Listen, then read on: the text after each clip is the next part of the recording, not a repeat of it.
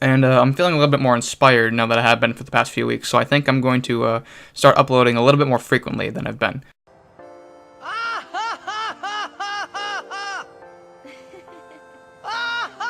So I'm finally back after a month making a new video, and I've wanted to do this because of the recent school shooting in Florida and the subsequent talks about gun control and, the typical celebrities calling for it's time. Now is the time, like there wasn't a time before. Now is the time.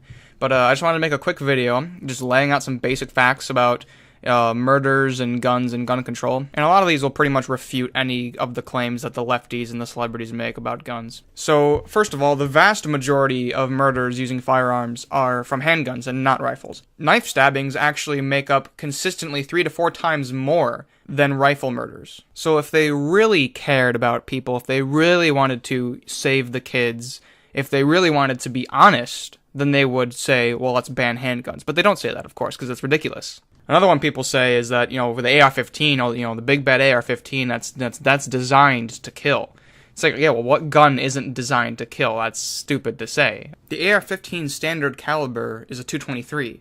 It's not that much different from any other hunting rifle. So if you want to ban an AR-15, you're going to have to ban all the other hunting rifles that are just as strong, if not stronger, that have much larger calibers. An AR-15 was the gun that was used in the recent school shooting, the Stoneman Douglas shooting, and the last time I checked, the death toll was 17. In 2007, the Virginia Tech shooter killed 32 people, including himself, with a Glock and a Walther. Those are just standard handguns that are less powerful than an AR-15. So at this point, if you really wanted, to help people, if you wanted to stop, people from dying in mass shootings, you'd ban all rifles and all handguns. You just ban all guns to begin with. But even if you wanted to do that, you couldn't, because that would be completely unconstitutional. So really my point is that the media focuses way too much on the AR-15, and they're calling for a ban on the AR-15 when there are so many more different kinds of guns that can do just as much damage, if not more damage, that they aren't calling to ban.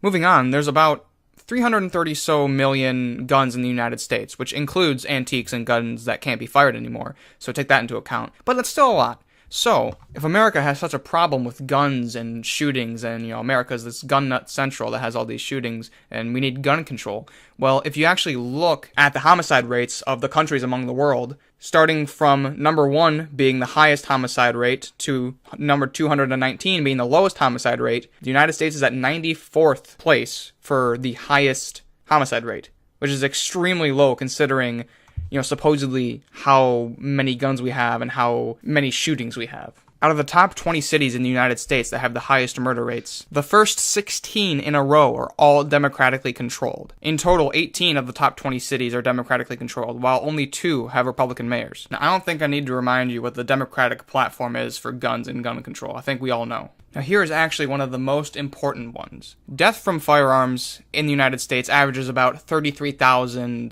per year. Out of that 33,000, only about 11 to 17,000 are actually murders. So let's just take the high end, 17,000 murders a year from firearms. Okay. There have been several surveys and studies over the past few decades for defensive gun use that show between the low end of 55,000 and the high end of 4.7 million people whose lives were saved because of defensive gun use. The reason there's so much room between the low end and the high end is because they were several different surveys with different standards, so they measured different things.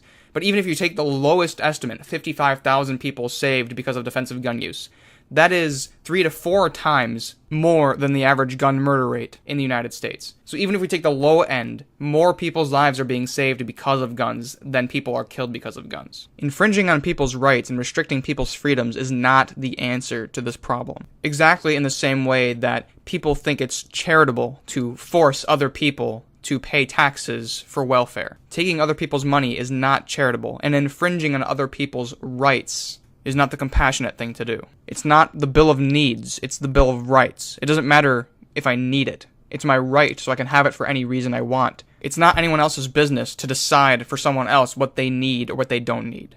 So that's pretty much all I have to say about this. So if you liked it or didn't like it, please let me know in the comments. Tell me what you liked, tell me what you think I got wrong, and I'll see you in the next video.